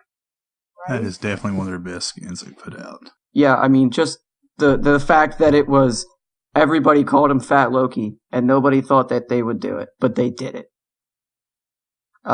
Just taking that community side and being like, wow, this is like the biggest freaking meme in the game. Why don't we put it in the game? Thank you, High Res. That is what a gaming community should be. And that's awesome. It really is. To know that you're listened to is cool.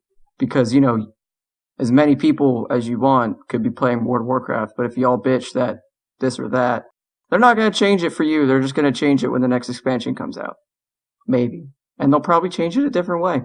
They don't like listen to what everybody says. But when there's a meme out for Smite capitalizes. Honestly, the best way to play Cabrakan is pretty simple. 4, 1, 2, and if they're not dead, you can hit your 3. A lot of people newer to the game don't realize this, but Cabrakan's 3, you basically have to cancel it to use it properly. I've seen quite a few new players just go out, stun somebody, and hit 3 and hold it until they die. You do have to cancel that, sweetheart, because guess what? You're standing still. When that person that you're trying to CC dies or gets out, stop tremoring. And if you don't know how, please figure it out, because you're never going to be able to play Cabrakan if you don't know how to cancel out of abilities. I'm sorry. Because you will literally just sap yourself of all mana you have and be useless. Cabrakan, I have found to be one of the most fun guardians that I've ever played because he's not a guardian. He's an assassin. I've said it like 3 times, but come on, get it through your head. He's an assassin. Because it's important to hear. He's an assassin. It's just a fact. I mean, I always take blink on him almost no matter what. Nothing says ha ha ha ha ha ha ha like blinking through an entire team and one-shotting somebody with 2 abilities as a guardian. And most of the time, you might die for it. But otherwise, it's really fun. I've tried to play him tank so many times and so many different ways. And honestly, I've never found one that worked. Ever. Mm-mm.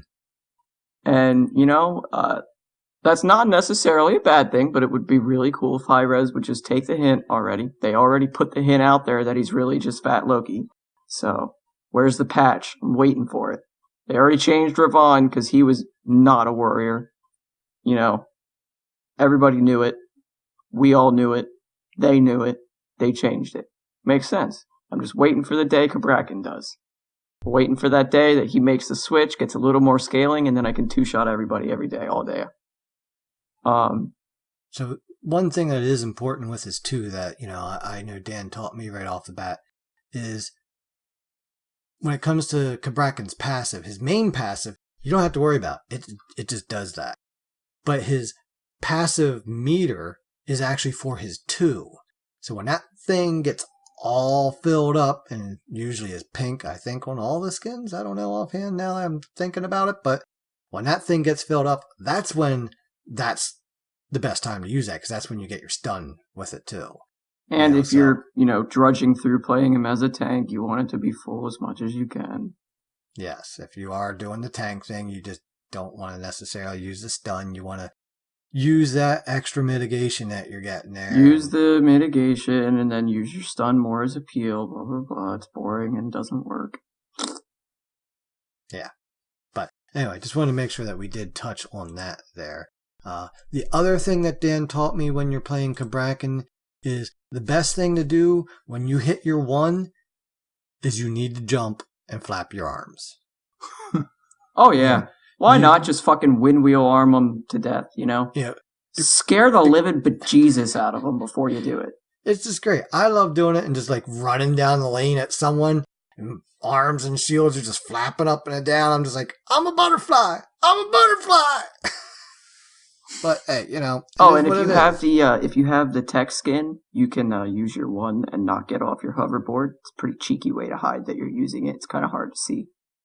Yeah, I do like that skin too, by the way. He's actually, while he's got relatively few skins, they're pretty solid. Yep, Nerd Rage is funny. Definitely, it's got every aspect that I would have wanted to see out of it. The tech skin is just amazing. Yeah, Gamma Slam, your Hulk. Yeah. Hats off to the Hulk. High five. Secret is I'm always angry. And then the fat Loki. I mean, everybody knows that's the best skin. All right, so Dan. Now that we've established that he's not a Guardian, what is the build out? I know you talked a little bit about it, but let's dive into that a little bit more here. So ability build out and an item build out. All right, ability build out. I almost always level his 2. I believe it does more damage, and the free mitigation is nice. And I believe the mitigation scales up. Does it not? Something scales up. Give me 1 second. Yeah, the protections. The protections per stack do scale up, and so does the stun duration. And stun duration is the most important thing on Cabrakan, because the longer they're stunned, guess what, honey? The longer they're sitting in that fucking tremor wishing they were dead already. Because, God, that tremor hurts. I remember, I think it was like a week or 2 ago, I was playing Cabrakan, and I looked up, and my tremor was doing like 250 damage a tick at one point. Because I was really far ahead. And it was just like, oh my God. I usually go 2, 1, 3, honestly, even though Tremors is the biggest damage. Most of your scaling and the movement speed increase is off the 1 and the 2. And the 1 and the 2 give you enough CC that your 3 doesn't need to be the one that kills them as often as your 1 and 2 will do it for you. Also, definitely keep... I usually don't level my alt with everything. I usually just level the 2, then the 1, and then the alt, and 3 kind of as I can. Be very careful when you use his ult. If you miss with that first hit of Seismic Crush after you ult, it's going to kind of suck, because then they have a free way out through your walls, and really sucks when they get away right after you use that big damage ult. But yeah, definitely use the ult as an easy engage tool. Even if you just ult 3, they'll probably die. I usually start out with Polynomicon on it, or not Polynomicon. I would usually start out with a Shaman's Ring on him, because Shaman's Ring gives you more movement speed, and it gives you the 10% damage increase, which, by the way, if you use 10% damage increase, use some simple math, that's 120 extra damage on your 3 just from the base damage it does. Not counting your plus 35. That's pretty damn good, honestly. And then I would go Poly, Spirit Desolation for some cooldown, or if you're ahead, or if you find yourself needing to Tremor often, I would go Spirit of Magus instead. It really just depends how survivable they're building and how well they are playing versus how well you're playing. But then good things on him are Poly, Soul Gem, things that give you burst so that you can just take them out of the fight. Like Soul Reaver is still a good thing for him too, right? I don't love Soul Reaver anymore. No? I think it's crap. Yeah, it's not as good as it once was, that's for sure. Yeah, I mean, I think it's just crap now. I haven't built it in weeks. Haven't missed it. Well, no, I missed the old Soul Reaver. I don't like this Soul Reaver. It went from doing real damage to like 30. Who cares? Cabrakan cares. No, we don't. I don't know what else to say. I lost myself. Well, you think you went through most of the main items there. Gem of ISO can be fun on them too. Oh, that's what I was missing. You know, and throw that out there. Obviously, you know, that Gem makes of ISO plus 3 equals potently dead person. Yeah. But beating Cabrakan, well, hit him when he's standing still.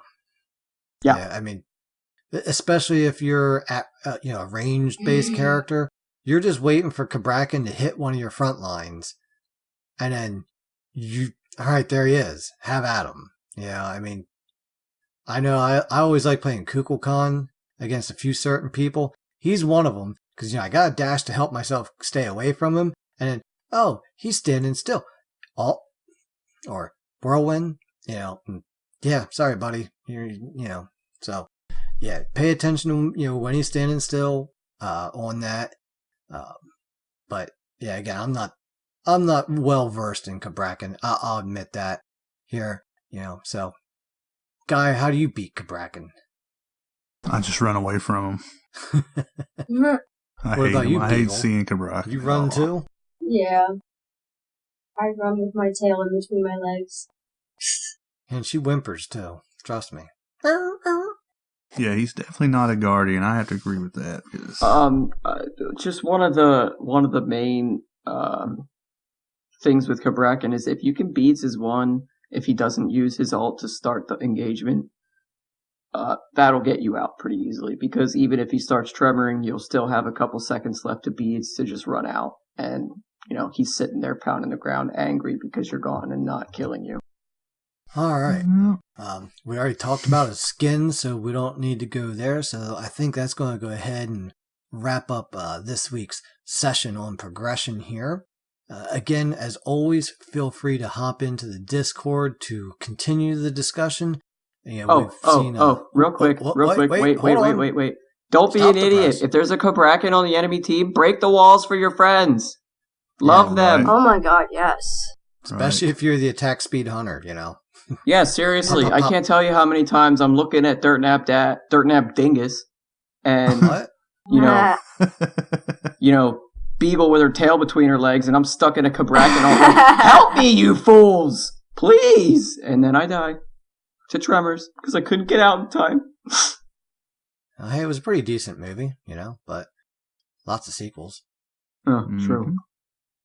All right. All right, so, go ahead. Go ahead with your outro. Again, yes, feel free to hop over into the Discord and chat it up. We've had a lot more discussions in the Discord, not only in the session of progression area, but, all kinds of discussions going on in there. It's really been growing by leaps and bounds. And actually, while I'm talking about, one of the things I'm most proud about, because the reason we're doing this is we want to help build a Smite community that's better for everybody, is the looking for groups has been so active. I've seen so many different people getting grouped up and having good times, and so many new people that we've incorporated into our group. I've seen the Xbox group growing. I've seen the PC group growing, and it's just awesome to see that. So high five, hats off to all of you that have been using that tool to find some new friends and have some good times smiting it up. Yeah, why bother smiting alone when you can smite with friends for free just by saying, hey, does anyone want to play Smite? Yep. I mean, I get there's times you want to solo queue and just do your thing, but, for those Or if you're playing ranked, because they broke that. Yeah, well, anyway. Beagle, are you ready here for this week's community challenge? No, because there's so many answers. Time to read. You people better help me out. Actually, there wasn't that many. Come on. Yeah, because the Facebook ones. Oh, we'll let Guy read those. There you go. We don't want to make you read too much. You'll hashtag make Beagle read, right? Right. Oh, you people. Jesus. Yeah, and I do apologize, everyone. I forgot to put out our challenge, right away this week. But Big Rick called it out yesterday, right? So, but hey, y'all stepped up and got us some great responses. So, without any further ado, how's that go? Without any further ado, over to Beagle. Give me a second. I'm about to sneeze. Achoo! Okay, I'm good. Never mind. Alright. First, we have the doctor. Well, what's the challenge? Yeah. True. Shut up. I got this. First, today's community challenge is, what are your thoughts on Classic Joust? Alright, so yeah, first up, the doctor. I really like Classic Joust. I've had games where it's clearly one-sided, and the games I am losing up till like 10-ish minutes, and then completely dominating the latter half of the games. I definitely see why people say the game is turvy. The Phoenix push is difficult, but a nice frenzy can help that. I also have noticed the Joust standard of Guardian Hunter Mage is not necessarily superior here. Maybe it's because a lot of people suck or elo mismatch, but I have found that both Assassins and Warriors work really, really well. You can actually level up Assassin's Blessing in a decent amount of time. Last thing, Chalice of the Oracle is awesome. I always have the wards up and damage camp always. Yeah. Mm-hmm. Alright. Next up we have Vio. I've not played a lot of Smite since it came out, being away on a boat for a week, but before we left, I played it and actually loved the game mode all over again. I still like the current Joust, but memories and feel of playing an old map has been awesome. I already grinded all the rewards for the event, so now I can play other modes, but even still, I would not mind queuing this up some more with friends, or even solo. I like it. I think it's fun. I agree. Alright. Next we have Mr. Net. My first match playing it was a stomp because I picked Poseidon. Both sides had no idea what to do, so we started at mid and then went to camps after a few waves. I had a good impression then, but the more I played, the more I realized how horrible the meta was. Towers mean nothing in old Joust, because it all boils down to Phoenix sitting. The map is so built around making it hard to take a Phoenix and to kill the Titan, so it's super easy to just defend until the cows come home.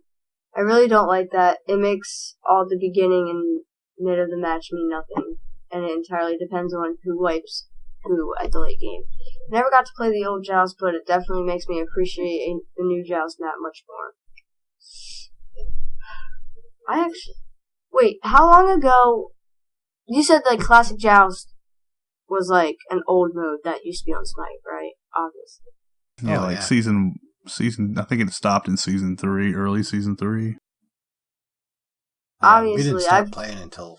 Yeah, I've never played it, so... Yeah, I never played back then, so I didn't know. Yeah, I never played. I always played on the new Joust map. Yeah, I wasn't playing when that map was there. Alright. American Zombie. I now remember why we no longer have Classic Joust. Every game is a turtle fest, and I played maybe 3 times and went back to our normal game modes. Yeah, it's not for everyone. I mean, at first, to be honest, I didn't like it just because, like, the map, like, you know, how, like, you have to either, if you're, like, in the middle of, like, one of the in-between camps or whatever, and you just, like, I always, like, get stuck, like, which way do I go? Which way's faster? I gotta go help my team. And I'm sitting there panicking and wasting time, which is annoying. Kilowatt Man. I don't know if I said that right. Kilowatt. Actually, that makes a lot more sense. Wit? Yeah, totally. I played... Dota. Just chill. I just almost choked, alright? She's got a snotty nose, Dan. Yeah, damn, leave me alone. I played Dota on WC3, so when I heard Smite was coming out on Xbox Summer Season 3, I was super pumped about MOBA coming to console. My first 6 months of playing Smite was on that Joust map. Brings back a lot of memories, good and bad. Alright, and last we have Yuri. Last one for you, Will. Well, Yuri, or Eevee on Discord. To me, Classic Joust is fun over regular Joust. You have more places to hide and ambush, one ward up in the regular Joust, and you know where your enemy is forever. I do like the turtle method because both sides can do it if they decide to. Classic Joust even gives more chances to blink or jump in on a person from any direction.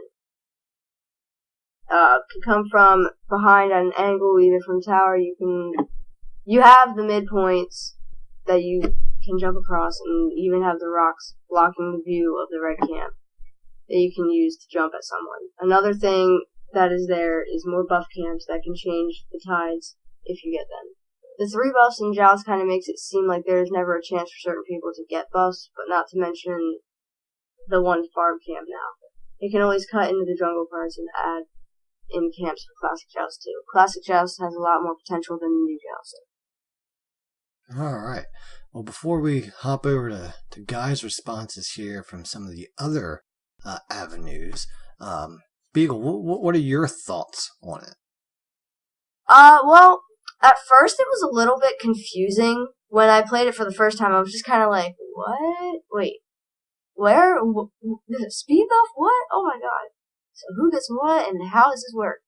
But I actually really do like it. I mean, like I said, I don't really like how, like, you know, like, the sides of the map around the buffs are, like, you have to, like, if you're stuck in the middle trying to decide which way to go, because I'm just, like, weird like that, it does get annoying, but I actually really like it. I prefer it over the regular Joust, because, I don't know, I just think it's more fun, I guess. How about you, Dan? I think Classic Joust, as Eevee said, has a lot more potential as an overall map, but I think it is a very turtley map, and it can get hard to push Titan. So it's a fun game, it's a fun adventure, but I don't think I'd keep it as a normal game mode. Ooh. But the one annoying thing about it that I forgot to add in real quick, this whole invisible tower thing, I don't know if that's just on PS4 or what, but oh my god. I think that's fixed now, supposedly. Yeah, I believe they fixed Really? this patch. I hope so. I don't That was remember always it annoying. frustrating me this after patch this week. So It got me killed a few times. Like, Yeah. not like recently. I haven't played it recently, but besides aside like that from one really match, fun actually. game that we played Yeah. yesterday. Yeah. But we were Wait. laughing too hard the whole way through there to notice. Yeah, I don't anything actually. I don't know. I usually just try to stay away from that area now. I don't even bother because, like, I would always just go around either way. I don't know. Yep. Continue. Well, personally, I like it. I don't know that I have a preference over either Joust map. I've seen the turtle. I've seen it, where we had trouble breaking in, and I've seen it where, we need a turtle, and, whatnot. But the one thing I like about the new Joust map is that there's more than one way into the Phoenix. They fix that. So there's the frontal assault, and then there's the side tunnel. And there's also the bull demon. So you know what? They want to turtle up? Well, fine. Let's just go kill the bull demon, and now they got nothing to turtle behind except for their Titan, which is too bad, too sad, too late. So, honestly, I like the aesthetics of old classic Joust better. The whole medieval theme, and actually a jousting lane per se is what's going on is pretty cool. And also I was pretty cool because I was playing Ymir, and his walls just work so great in there. There's just those nice long tunnels, and they think they're going to get away, and then it's like, oof, there's the wall. So I had a lot of fun with that. But yeah, I don't know.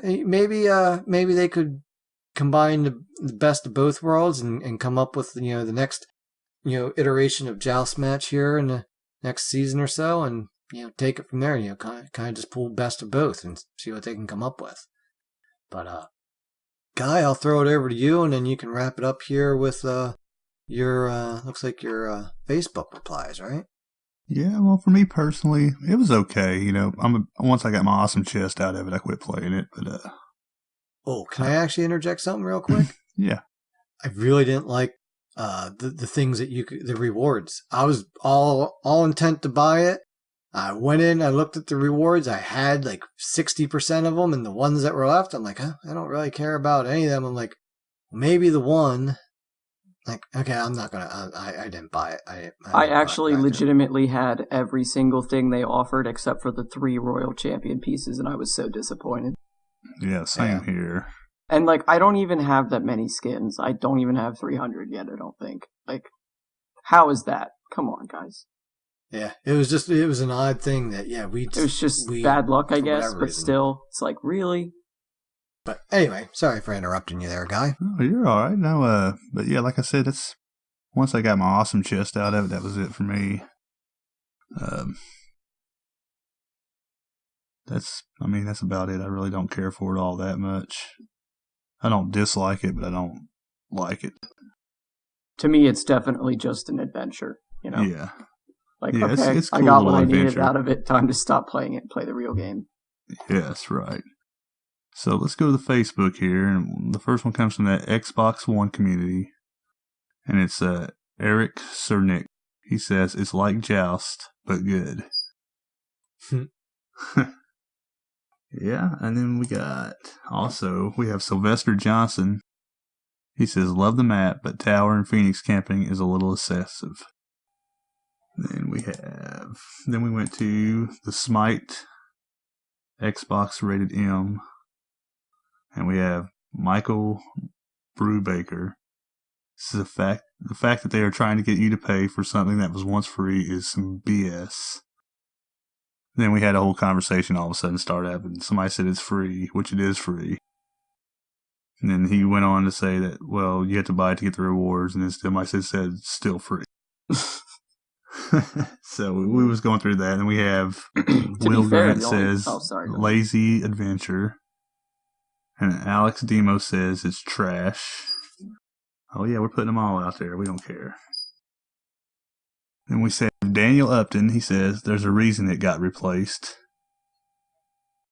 We have Alan Taylor. He says happy it's only an adventure. New map is way better and faster. I kind of agree with that one. We have Jeremy McNamara. He says, don't know why they changed it. You can get far enough ahead if you have a buff control, to be honest. And then we have Juan Camilo. Dude, I'm not even going to try to pronounce your last name. He says, gives me back a lot of memories. And let's see, that might be it. Looks like it. That's all of them. Yeah, I was just gonna say the only thing that's not free is the one singular awesome chest. If that's really what you have to complain about, exactly. Stop that's what I was about thinking it, too. It's not worth it.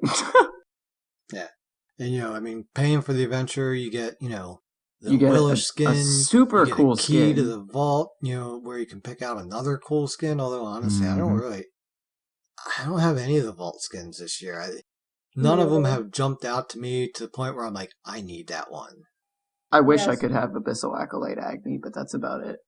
Yeah, he seems pretty cool, but I've gotten so many Agni skins that it's just like, I got good skins for him already.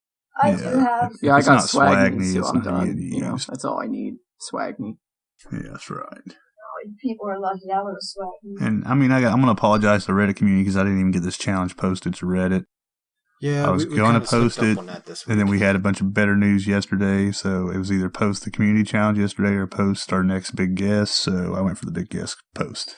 All right, so before we get to that, though, next week's community challenge, what do you want to see in upcoming adventures? Pretty simple.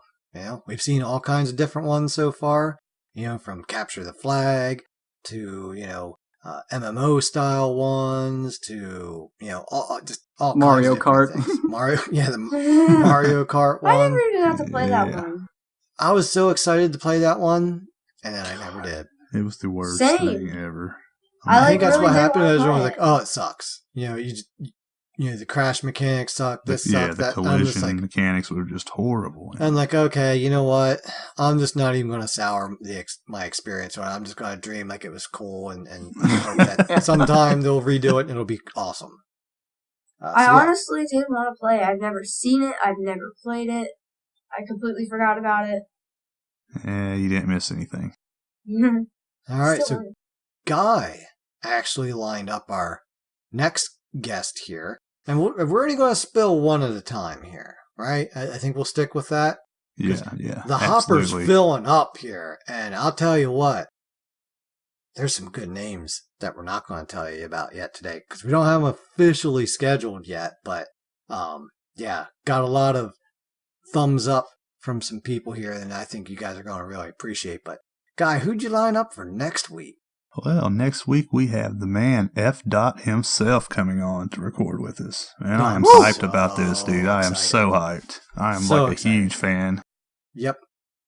I don't have many emotes in our Discord because I usually don't think to do it when I'm at home where I have the program where I can make them cool, But one of the ones I have is F. Dot. Just his face. It was actually from a tweet that I did back in May because I was watching at work and I happened to pause it because, a customer called or whatever. And, I didn't want any background noise while I was working, with, a live customer. And, Do you work with compared to dead the ones often? Yeah. Zombies need car insurance too, right? But Yeah, probably more than live people, huh? yeah, they're always crashing into things. So I happened to look over and I got this great pause. I mean, Hindu Man is just kind of looking at F. Dot with like the look. And F. Dot's just so smug and smirking and happy with his head kind of tilted to the side. And I posted on Twitter, I'm like, caption this. And there are some good ones out there for that. But I think it was me, Vio, and Kyle, I think. He hi, Hey, I believe, or something like that. Yeah, something like that. It's been a while since I've heard that pronounced. But we were just like, oh my god, we gotta, So I tried to do it at work with paint. That didn't work out that great. And I think Kyle or Vio, one of the two, cleaned it up, and then we made it as an emote, in the channel for the Discord. So we've been using that a little bit. Obviously, when we announced it in the Discord this week, people were loving that. So, but if you're just hearing now, F. Dot, episode 21. Hell yeah, man. I'm just a dude. I was floating on cloud 9 yesterday, I swear. After I got the word, I was like, oh, hell yeah. I'm feeling pretty good about the name I pulled out of my hat today. Can't wait to let you guys know. Yeah. Oh yeah. Like I said, big names coming ahead. This is a big guest. They just keep coming. Yeah, I think we got, 2 thumbs up and one we're still in talks with, that more active talks with, and then even a few other big names that have, talked with us. Not quite gotten, far along the path, but, at least there's some communications going, and, that's always a big step in itself. So, thanks a lot, actually, to all of y'all that, are in communications. Really looking forward to having you all on because, again, we want to help grow this Smite community and make this game better for everyone. So, let's wrap it up here this week. Guy, how can people get a hold of you? Well, you can find me on Twitter at GSmitey. You can find me on PlayStation Network at GuyAJ78. You can find me on Xbox at GuyAllSmitey. And like I said, I started streaming, and you can find that at GuyAllSmitey at Twitter. Or at Twitch, sorry. Beagle, how about yourself? You can find me on Twitter at Beagle_Girl27. You can find me on PS4 at Beagle_Girl2780. Send me a message, let me know you're from the podcast. And I don't really play as much PC anymore. I don't know. I don't know. I just don't. But I'm going to. But you can find me at BeagleGirl27. No underscore. Dan? You can find me on the Twitter at Split Push Podcast with no A. And you can find me on PS4 at DirtXNapXDan. On PC, I am just DirtNapDan with no X's, no underscores, none of that childish crap, But, yeah, hit me up. We'll play games, and I'll probably feed, but it'll be cool. Cool. Yuki? Well, you can find me at Arukatse underscore Yuki on PlayStation and Yuki Gaming 22 on the Twitterverse. And yeah, I'm awesome. I cut my thumb off. Now I can play Smite so well. Alright, Yuki, anyway. High five, buddy. And last but not least, we got good old Dirtnap's dad here. You can find me on PlayStation and Twitter at dirt_naps_dad.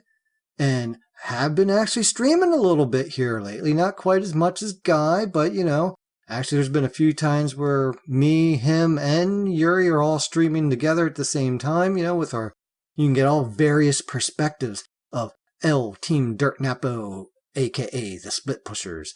So hop on over to the Twitch, just add an underscore PS4 to find me over there to my name. And, well, you know what? When it comes to Dirt Naps, you gotta give them before you take them. And when all else fails, split push. Don't forget sauerkraut, folks. Sauerkraut. Get yourself an Anubis skin. Step right up. First come, first serve.